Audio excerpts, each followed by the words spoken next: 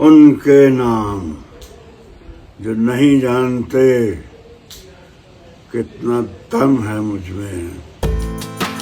ये कहानी है बॉलीवुड के ही मैन की, जो पंजाब के एक छोटे से गांव से निकलकर बॉलीवुड के सुपरस्टार बने। Thank you Sunny.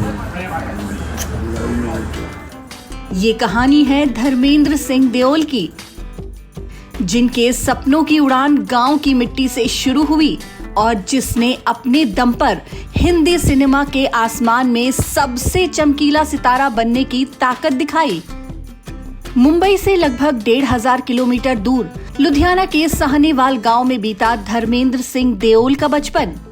स्कूल में हेडमास्टर पिता और सादगी भरा घर, लेकिन दिल में एक ही आग, फिल्मों में हीरो बनने की। 15 साल का वो लड़का जो दिलीप कुमार की फिल्में देखने छुप छुप कर टॉकीज जाया करता था और आईने के सामने उनके डायलॉग्स बोलकर बॉलीवुड में अपनी पहचान बनाने के सपने सजाता था। लेकिन महज 19 साल की उम्र में ही धर्मेंद्र के परिवार ने उनकी शादी प्रकाश कौर से करवा दी।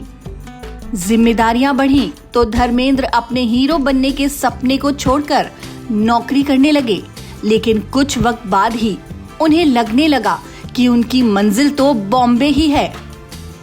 बस फिर क्या था, उन्होंने पंजाब से पकड़ी फ्रंटियर मेल और पहुंच गए सपनों की नगरी मुंबई, जिसे उस वक्त बॉम्बे के नाम से जाना जाता था।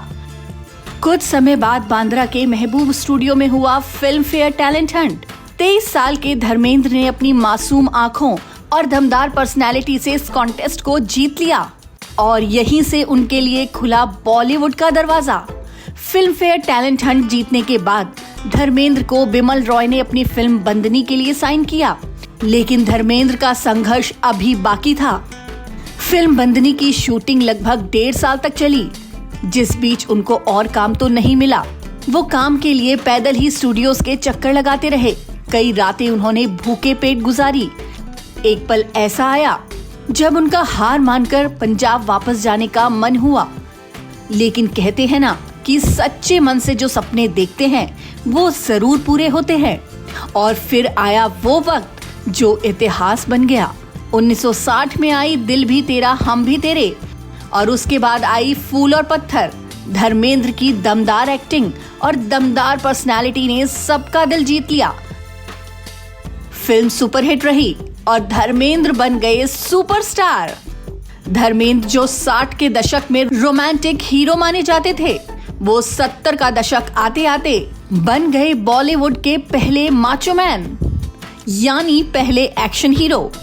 सत्यकाम, चुपके चुपके, मेरा गांव मेरा देश, प्रतिज्ञा, धर्मवीर और फिर आई शोले, जिसमें वीरू का किरदार सिनेमा के इतिहास में सुनहरे अक्षरों में दर्ज हो गया।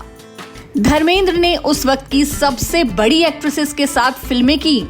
मीना कुमारी, शर्मिला टैगोर, सायरा बानो, रेखा और फिर आई हेमा मालिनी। शोले की शूटिंग के दौरान पहले से ही शादीशुदा धर्मेंद्र और हेमा मालिनी का प्यार शुरू हो गया। धर्मेंद्र पहले से ही शादीशुदा थे और उनके बच्चे भी थे, इसलिए हेमा मालिनी का परिवार दोनों के रिश्तों के खिलाफ था। लेकिन दोनों ने सभी से बगावत की और साल 1980 में शादी कर ली और हमेशा के लिए एक दूसरे के हो गए। धर्मेंद्र की अपनी पहली पत्नी प्रकाश कौर से 4 बच्चे थे, सनी देओल, बॉबी देओल, विजेता देओल और अजीता देओल। बाद में सनी और बॉबी देओल भी बड़े पर्दे पर उतरे और धर्मेंद्र ने उन्हें लॉन्च भी किया। वहीं हेमा मालिनी के साथ उनकी 2 बेटियां हुई, ईशा देओल और आहना देओल। ईशा ने भी एक्टिंग करियर चुना। 300 से ज्यादा फिल्में करके धर्मेंद्र ने करोड़ों दिलों पर राज किया और आज भी लोगों के दिलों में वही इज्जत, वही क्रेज जिंदा है। धर्मेंद्र सिर्फ एक नाम नहीं, एक दौर, एक जज्बा और कभी जहन से ना मिटने वाली दास्तान है। गरम धर्म हमेशा हमारे दिलों में जिंदा रहेंगे। Goodbye legend.